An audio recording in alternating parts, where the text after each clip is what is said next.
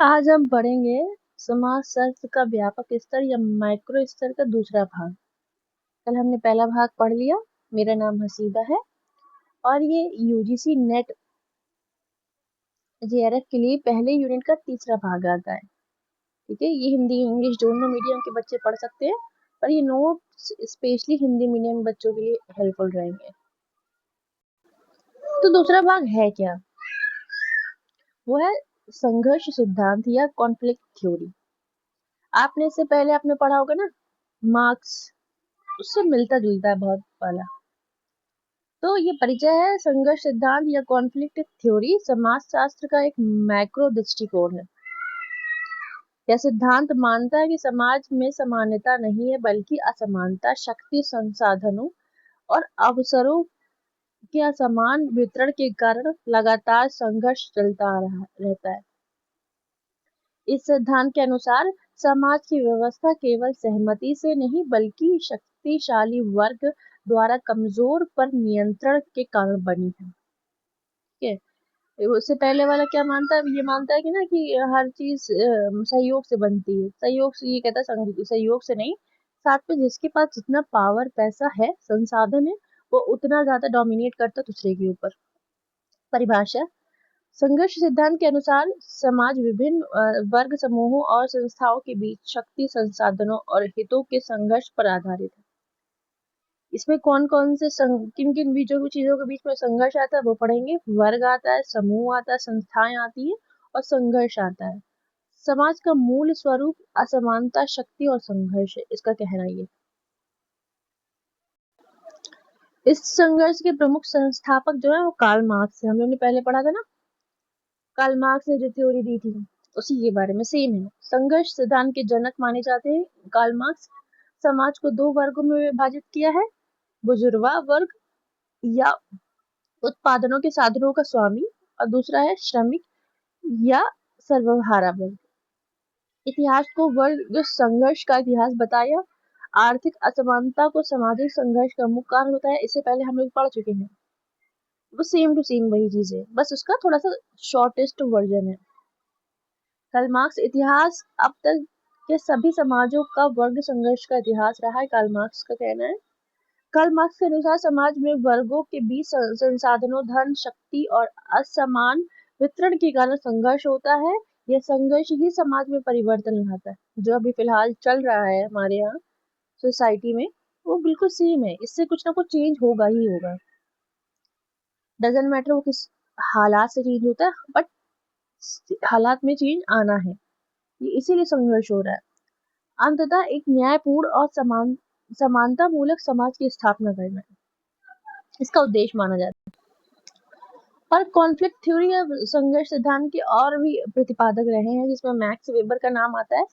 Max weber के अनुसार संघर्ष केवल आर्थिक कारणों से नहीं, बल्कि समाज के निम्न तत्वों भी संघर्ष में महत्वपूर्ण कारण माने जाते हैं। वो ये नहीं कहते कि सिर्फ पैसा ही महत्वपूर्ण, बाकी की चीजें भी। पावर, जैसे अभी क्या चल रहा है, पावर की बलबूते पे चीजें चल रही है। प्रतिष्ठा, स्टेटस, अपना स्टेटस बनाए रखने के लिए संघर्ष चल रहा है। राजनीति, राजनीति का अपना एक परस्पर खेल है।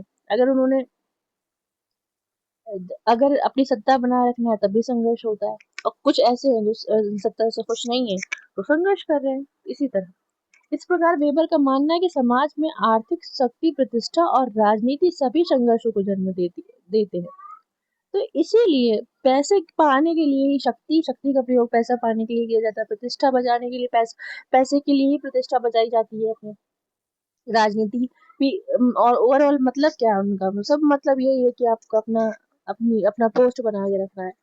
तो राल्ड डॉलेट पार्क कहते हैं कि के अनुसार अनुसार हर सामाजिक संस्था के अधिकार और अधीनता की स्थिति होती है। शासक और अधीनस्थ। शासक मतलब जो उसमें है, अभी गद्दी में बैठे हैं। अधीनस्थ जो उनके अंडर में है। इनके बीच हितों, मूल्यों और लक्ष्यों का अंतर होता है, जिसमें संघर्ष उत्पन्न होता है। बहुत बेस्ट एग्जाम्पल करंट सिचुएशन है, जो अभी फिलहाल गवर्नमेंट बैठी है। वो आप मान लो शासक है, ठीक है, हम लोग उनके अंदर आते हैं। अब हमें उनकी पॉलिसी पसंद नहीं आ रही है, तो अब भाई हर बच्चा चेंज चाहता है, इसलिए कह सकते हैं। तो ये सब समझाने के पर्पज से है, ठीक है।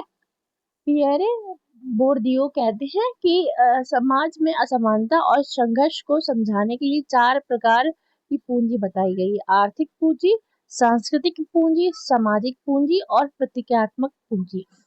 आर्थिक के अंदर आती है धन संपत्ति, भौतिक संसाधन। संस्कृति के अंदर क्या आती है? शिक्षा, ज्ञान, कौशल, भाषा, रुचि, आचरण आदि। और सामाजिक के अंदर क्या आता है? संबंध, नेटवर्क, समूह सदस्यता और सामाजिक सुझाव। और प्रतीकात्मक के अंदर आता है प्रतिष्ठा, मान, सम्मान, पहचान, वैधता। ये कहते हैं इनको 4 को सपोर्ट करते हैं। इन पूंजियों में असमान वितरण के कारण ही समाज में वर्चस्व, असमानता का संघर्ष पैदा होता है। उनका कहना ये, ठीक है। वेबर ने संघर्ष को बहुआयामी कारण बताए और रॉडिन पार्क इनने संस्था के भीतर अधिकार और अधीनता के संघर्ष को समझाया और बोर्दियो ने पूंजी के असमान वितरण को संघर्ष बताया। इनकी मुख्य मान्यताएं क्या क्या हैं? समाज में असमानता होती है।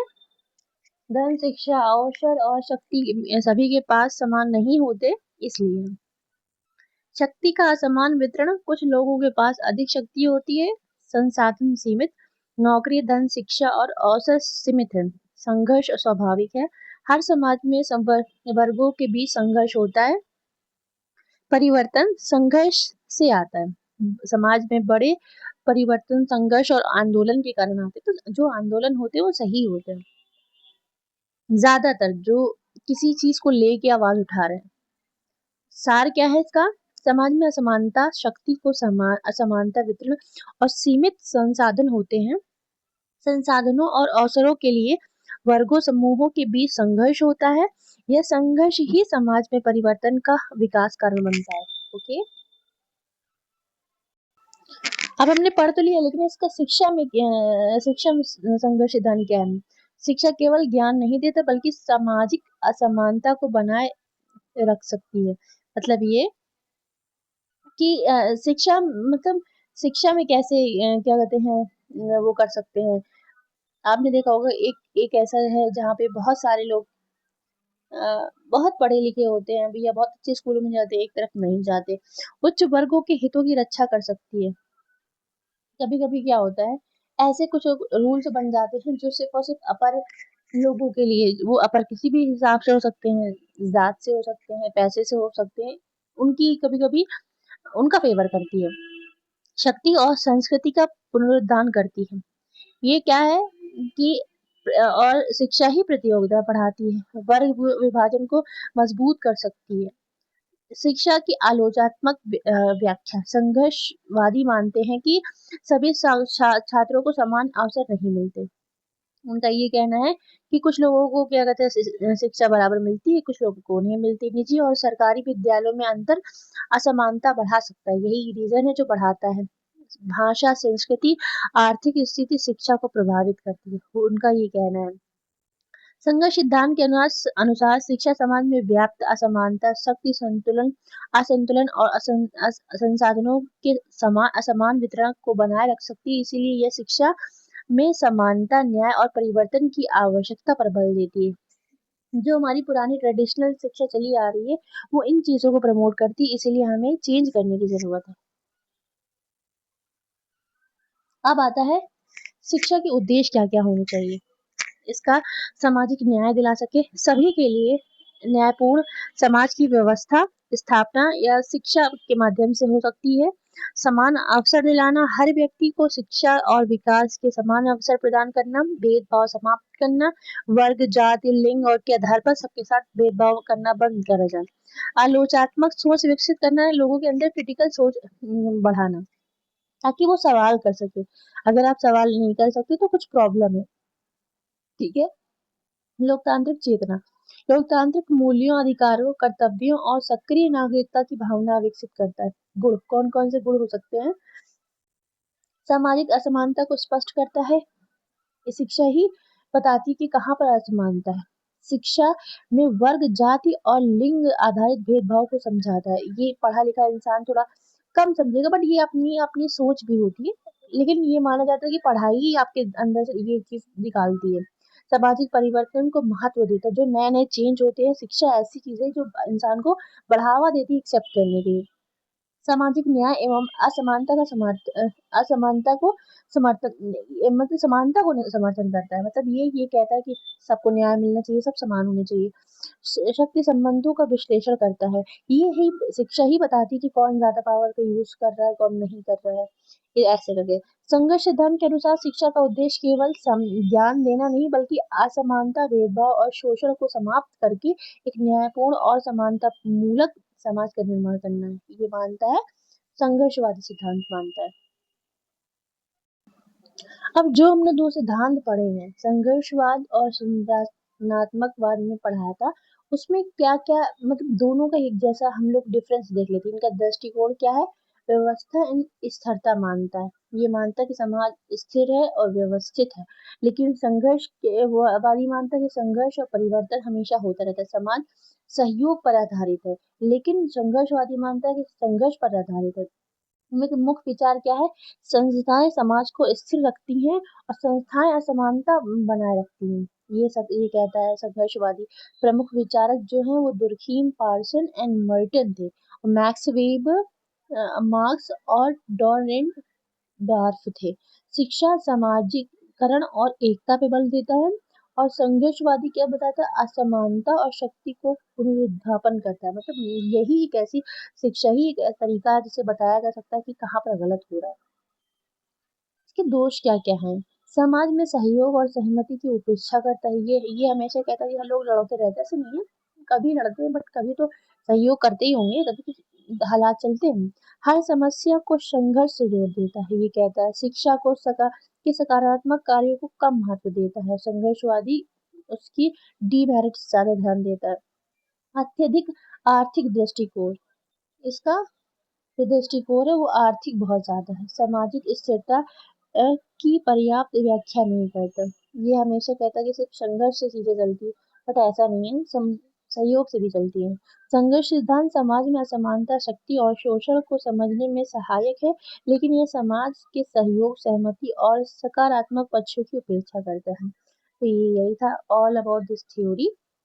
आपको याद क्या करना है? मेन जिस्ट याद कर लीजिए, इसके संस्थापक क्या थे, इसका क्या रोल है, बस इतना ही याद करना है।